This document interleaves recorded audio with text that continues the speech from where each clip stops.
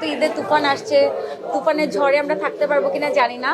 এই মামলা মোকদ্দমা করাটা এটা আমার কাছে একদমই কাদা ছোড়াছুড়ি মনে হয়। রিসেন্ট আমার ভালোবাসি তোমার ছবিটা শেষ হয়েছে, আমি ঢুকেই দেখলাম বিশাল বড় বড় বিলবোর্ড ভালোবাসি তোমার। তো আবুল হোসেন মজুমদার ভাইয়ার প্রযোজনার এটিএন বাংলার ছবি এটা। সো ভালোবাসি তোমারটা খুব তাড়াতাড়ি রিলিজ হচ্ছে। আর সেই সাথে স্বয়ম্বর নামে আমার আরেকটি ওয়েব ফিল্ম আসছে তানিম রহমান ভাইয়ার পরিচালনায়। এরপর ব্যাড গার্লস, নদীর জলে শাপলা ভাসে, আরও অনেকগুলো ছবি আসছে। ব্যাড গার্লস মিনিং যে খারাপ মেয়ে তা না, প্রত্যেকটা মেয়ের জীবনের স্টোরিকে তুলে ধরা হয়েছে। একটা মেয়ে যে লাইফে যে কত স্টোরি থাকে, কত স্ট্রাগল থাকে, এটাকে কেন্দ্র করে তুলে ধরা হয়েছে। এখানে অনেকগুলো নারীর চরিত্র আছে, এই জন্য আর কি এরকম নামকরণ করা হয়েছে। অবশ্যই কিছু না কিছু তো আছেই। আমাদের আশা আছে যে ঈদে একটা ছবি আমাদের রিলিজ হবে, নদী জলে শাপলা ভাসে। তারপরেও তো ঈদের তুফান আসছে, তুফানের ঝড়ে আমরা থাকতে পারবো কিনা জানি না। সো চিন্তা ভাবনা চলছে। আমার গত বছর দুটো ছবি রিলিজ হয়েছে, একটি হচ্ছে বীরাঙ্গনা ৭১, আর একটি হচ্ছে ডিপজল ভাইয়ের ঘর ভাঙা সংসার। আমার মনে হয় না যে একজন অভিনেত্রীর বছরে ২টার বেশি ছবি মানে আর প্রয়োজন আছে। সো আমি অনেক কাজ করছি, আমার ছবিগুলো রিলিজও হচ্ছে। আর বর্তমানে আমাদের বাংলাদেশ চলচ্চিত্রে যে অবস্থা, যে পরিমাণ হলের যে অবস্থা, সেই তুলনায় 2টা ছবি রিলিজ হওয়া এটা অনেক বিশাল একটা ব্যাপার আমি মনে করি। সো আমার কাজ আমি করে যাচ্ছি, কে কি বললো না বললো আই ডোন্ট কেয়ার। দর্শকদের মন আমি শুরু থেকেই জয় করে এসেছি।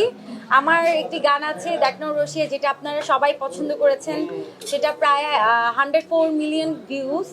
সো আমার মন জয় করতে পেরেছি বলে এখন আলোচিত আছি, আপনাদের সবার সামনে এখনো পর্যন্ত দাঁড়িয়ে কথা বলছি।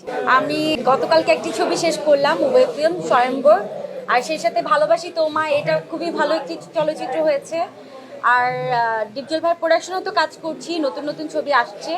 আমার মনে হয় যে দর্শকদের যেই আমাকে নিয়ে যে চিন্তাধারা, আমাকে তারা আরো প্রপারভাবে দেখতে চায়, সেটা দেখতে পাবে। আমার কাছে খুবই নোংরা লাগছে যে আমার কাছে নিপুণ আপু অনেক প্রিয়, আর ডিপজল ভাইও আমার খুবই প্রিয় একজন অভিনেতা।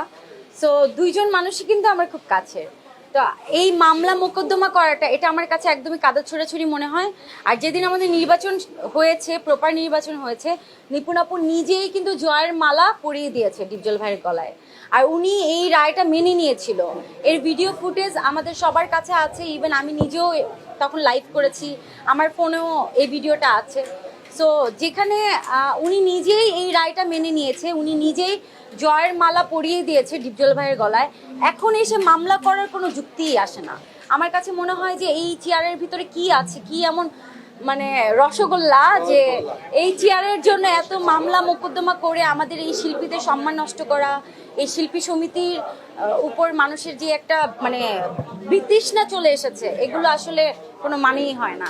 আমার মনে হয় যে আমরা সবাই মিলেমিশে থাকি, এটাই হওয়া উচিত। আর এটা তো মাত্র 2 বছরের ব্যাপার, 2 বছর পরে আবার নির্বাচন হবে, আমরা আবার নতুন প্রার্থী পাবো।